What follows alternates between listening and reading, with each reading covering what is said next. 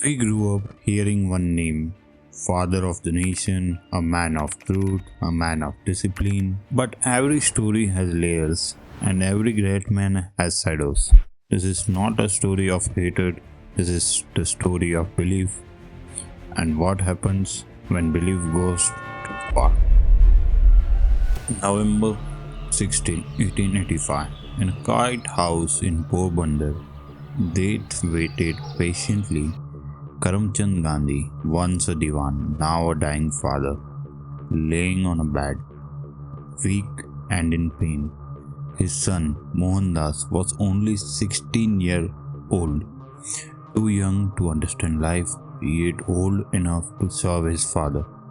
That night, like many nights before, the boy sat beside his father.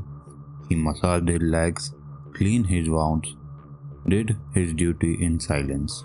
Nothing was different.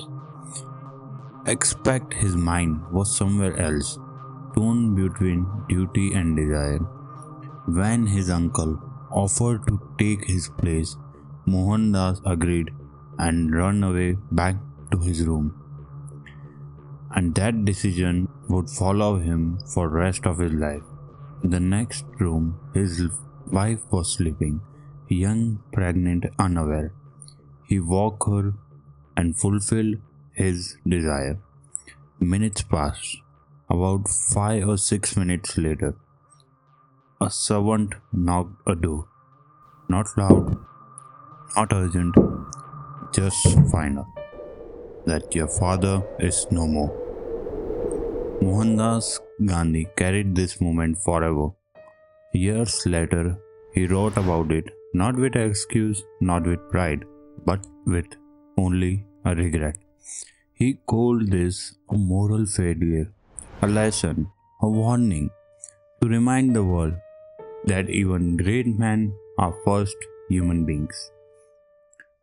Chapter 2 takes us far from Porbandar to Noakhali, which is located in present-day Bangladesh. The year was 1946. The land was burning. Hindus and Muslims were killing each other.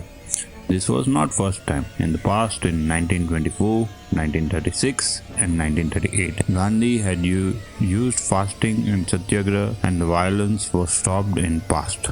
But this time, nothing was working. The riots continued, people were dying, and slowly Gandhi's influence was fading. Even his own party was beginning to doubt him. Gandhi did not blame politics. He did not blame the people.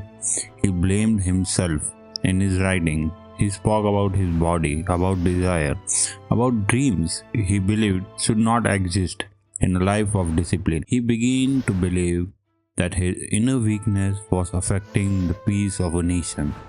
And so on, he decided to test himself, what he called an experiment of celibacy. Gandhi believed that discipline must be tested, not in words, but in life practically. To test his self-control, he slept beside young women from his ashram naked. Among them were Manu Gandhi, his grandniece, Abba Gandhi, a close relative, and other several women who lived under his guidance in ashram. Gandhi later admitted that all these women were not willing to sleep with him beside him naked. Some agreed out of respect, some out of fear of disobedience. Some refused and left. To Gandhi, this was not desire, it was sacrifice. He believed that by controlling himself, he was serving the nation. And this brings us to the final question. Did Gandhi mix his personal morality with the responsibility of nation? Can one man's inner struggle decide the lives of millions? Inside his ashrams, married couples were asked to live separate. Those who could not follow celibacy were moved outside space of ashram. Even during the time of Satyagraha, followers were asked to delay childbirth. He believed sacrifice would make Indians strong, disciplined, emotionally powerful. But not everyone agreed. Many freedom fighters cautioned him. Some asked him to stop these experiments. Gandhi listened, he reflected, but he did not stop. So history does not give us an answer. It gives us a choice to see Gandhi as a saint or as a man, or perhaps as a both. Because true history is not about worshipping someone, it is about understanding.